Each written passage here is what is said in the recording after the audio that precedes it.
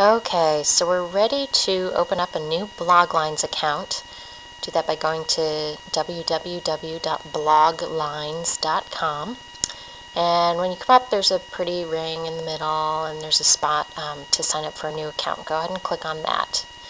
Then you'll get to a sign-up screen. It's going to ask you for the email address that you want to use to sign in. So go ahead and choose whichever one you like, along with a password. And then it also gives you the chance to set your time zone. We are, of course, in Eastern time. That'll make sure that the dates and times on individual posts are correct. So once you've got that all set, go ahead and click on Sign Up. You'll go to the basic Bloglines screen. You'll notice that on the left-hand side there's a column that lists just one feed right now, the one for Bloglines itself, and then a bunch of other options down below it. And then the main part of the screen on the right is where your actual feeds will show up. At the top of that screen right now there's a blue box that says that they're going to send you an email to verify your account. So you'll need to keep your eye out for that and click on it and click through to be able to get logged in for real. Once that happens though, you're good to go and you're ready to start adding feeds. So let's go ahead and add the feed for our basic blog here at ACPL, the one that we write kind of with the public in mind as our audience. That is at acplinfo.blogspot.com. It's a blogger blog that several staff contribute to. So go ahead and click on Add at the top of your blog feed column on the left-hand side, and then fill that URL in and click on Subscribe. You will get a new screen on the right-hand side that lists several possibilities for feeds. You can preview them if you like. We're just going to preview this top one just to see what it's going to look like. So you'll see that it gives us the name of the blog, the name of the first post, and the picture that's in it, and the text. And that's fine. So we'll back up, click in the checkbox next to that one, and then scroll down. There's a bunch of options here that you can change later if you like to.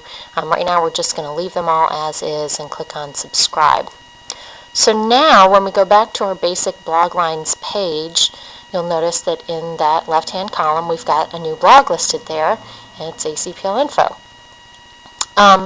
So if we want to read what's happening at ACPL, we can just click on ACPL Info in the left-hand column.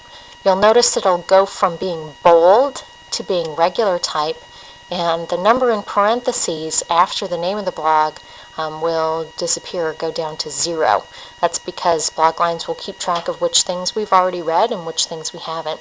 It's kind of a handy trick that it pulls. So you can take a look at the blog and scroll down and read all the posts that are there. If you want to read them in their native interface, you can click on the name of the blog on that right-hand portion of the screen, and then it'll take you directly to that blog, either in a new window or a new tab, depending on what browser you're using. So that's the basics on how to add a feed to your Bloglines account. Right now we just have 2 feeds there, so a lot of the other options that would be available to us aren't quite as useful.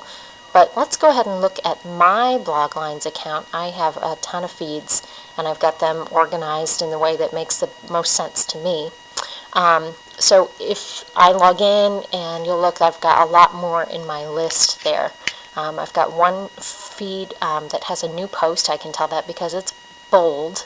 But I have a bunch of numbers on mine that are not bold.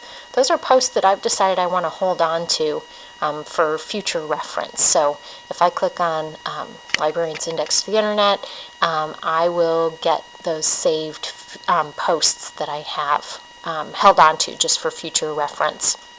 The other thing you'll notice about my list of feeds is that I have some folders, and I have them kind of arranged in a non-alphabetic way. That's really easy to do. If you click on Edit in the left-hand column of your screen, you'll be able to add folders, pick up and drag your individual feeds, and put them wherever it's most useful for you.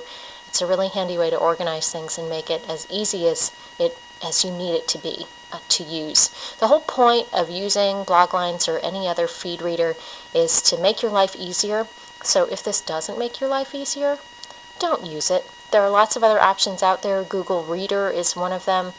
Give those a try if you prefer, and enjoy your fun with reading feeds.